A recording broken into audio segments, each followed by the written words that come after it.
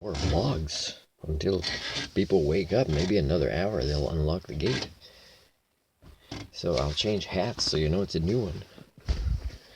I haven't shaved my head for a while because I haven't had access to a few things still locked up in a suitcase from almost a week ago that I have to get to, and including my medicines. I haven't taken Modafinil in like at least 5 days, and yesterday I took one tablet of 100 milligrams early in the morning, and and really I just slept maybe twice for an hour last night, and I'm still my mind is extremely sharp, and I keep updating my list of things to do. My memory is awesome. Which reminds me, when I first got on modafinil, I believe at that point I was in an unhealthy relationship, which I knew was going to be, but the girl wanted me to give her a chance. And so I'm like, really, like, she's sleeping. I'm like in the other bedroom, like in my office. I'm like working on projects years in advance of, shutting down what I'd been working on a long time on Vancouver Island, and just leaving where everybody that I wanted to take care of is well taken care of. Trying to finish up some students I wanted to teach before I closed my driving school, finishing up the Vancouver Island University College stuff. Visiting people. Like closure in relationships, all sorts of things. Planning, learning about things I wanted to do, and planning for it years in advance. And I remember how, man, I really didn't need a lot of sleep. And I wasn't hyper. This wasn't like a drug like with caffeine or whatever. It was just my mind getting back to what it was always meant to be, and just really improving my memory. And now it's strange because I hadn't been on the pills 5 days, which is, I didn't get off at a good pace because, it was just cold turkey. But going from about, 250 per day on average.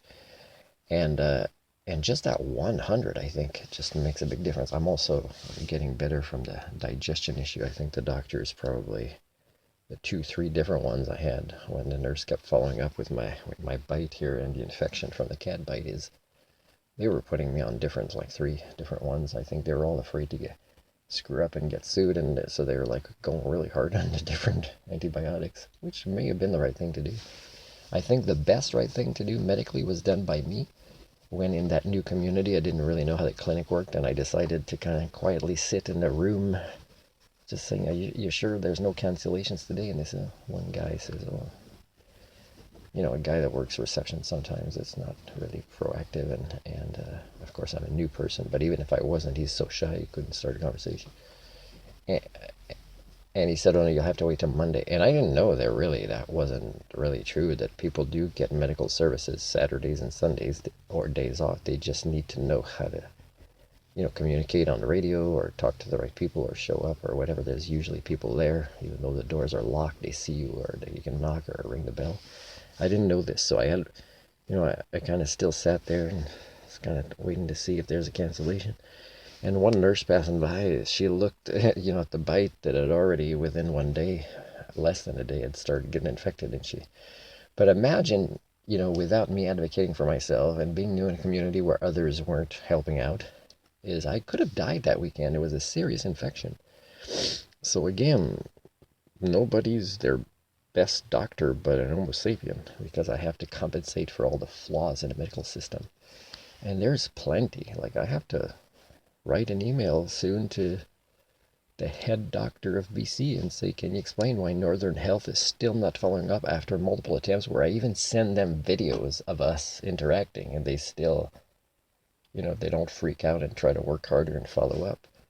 And it's been this long, more than a month, for these final results. And why are they not coming in? And why are people not following up with what I asking to follow up on? Like, why is your system getting worse when there's less in-person visits, more online or more on the phone? So yeah, so just to finish up with modafinil, is I don't want you guys to believe this will work for you, but for me it was one of the things that helped cure me of HSD, because it made my mind sharper.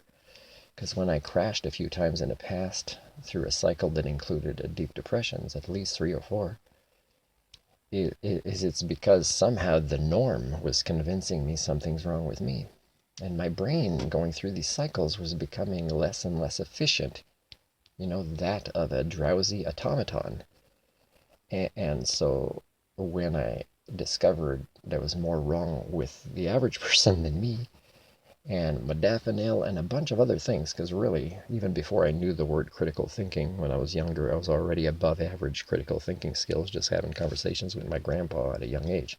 But also, joining humanist groups when they still were capable of more critical thinking than the average, and things like that. It grew, and it gave my mind an advantage even without all the other things. But I got to say that for me, modafinil was also a boost to get out of HSD because it kept my mind sharp to be able to connect all the dots as a evolving systems thinker, come up with my theory, make my mind so much more resilient, focused, and project driven, which was in big part what got me depressed as I wasn't achieving projects. I was always curious. I always wanted to have follow-ups to my goals, but I was never succeeding, partly because of how my brain was becoming less efficient and never having human role models to teach me human thinking tools. So again, it's surprising how I'd forgotten how efficient, for me, modafinil is. And of course, I never specifically want to give it up, but of course, even without it, my mind is so far beyond the norm that is devolved at this point.